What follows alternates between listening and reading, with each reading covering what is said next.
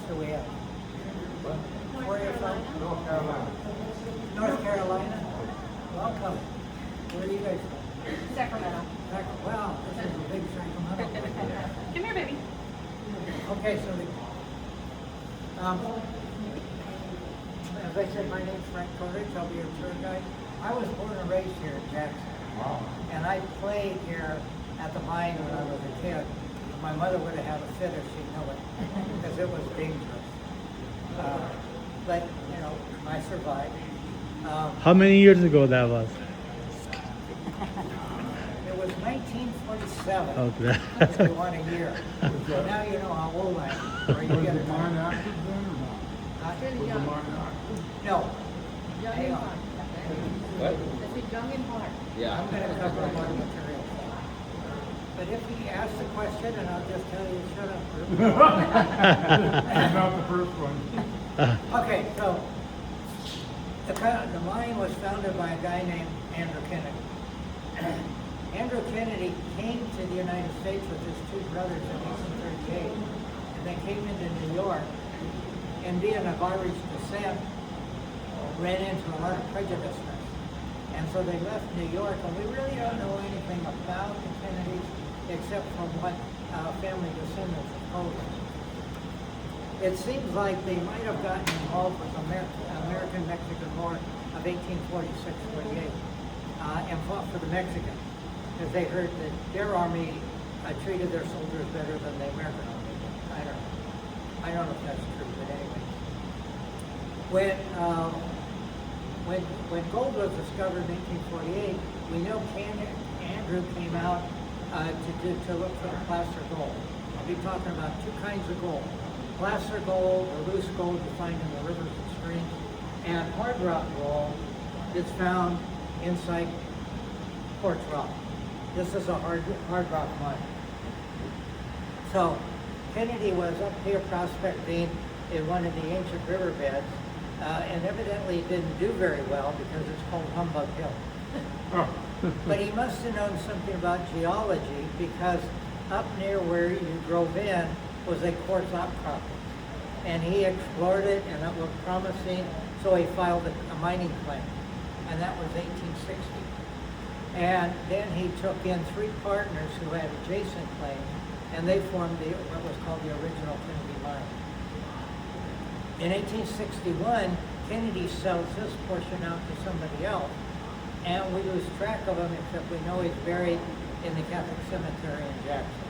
But the name has carried all the way through. So those four partners operated for a while, then they sold it to another group that developed a little bit, and they started what was called the North and South Shaft. And then the mine sat idle for several years. In 1885, 15 investors came in with a lot of money, new technology, and new engineering, and they bought it and formed what was called the Kennedy Mine and Milling Company. And it operated very profitably until 1942 when World War II broke out, and the War Department declared that gold was not necessary for the war effort, but men and steel were. And what did mines have? A lot of men and a lot of steel. So the mine was closed and the men and steel went off to war. That's why we don't have a lot of stuff here that was original with Kennedy.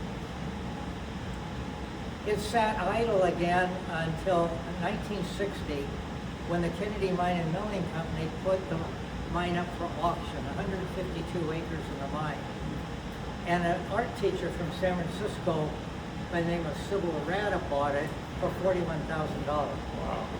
And her idea was to turn it into an artist colony. She liked the open space and the wildlife and wanted to maintain that. Well, her adventures didn't pan out very well, and so the mine again sat idle. And then in 1994, she passed away and left it to Nature Conservancy. Well, Nature Conservancy liked the open land, but they didn't like the mine, so they said, no, we don't want it. And during that time, a local group of us got together, including myself, and we formed Kennedy Mine Foundation, a 501c3 nonprofit. and said, if you give us the mine, we will keep the open space and turn it in, develop it into a historical site. The estate gave it to us. Wow. And so that started the ball rolling. Well, my wife happened to be the first manager. I started the tour guide program back in 1995. We walked through these doors and said, what did we get ourselves into? Because the place was a mess. There was broken down equipment in here. Windows were all broken out. Everything was overgrown. Owls and rats and everything were living in it. My wife, being very resourceful, recruited 150 people. Wow. There was a lot of interest, and she made a to-do list and said, find something on the list that you're interested in. And with that volunteer labor, it brought it up to, with other people came along and helped, to what you see it today. So now we're a financially solvent company. We're able to do a lot of improvements. We still have a lot more to do and need a lot more money to do it. But we now do the weekend tours.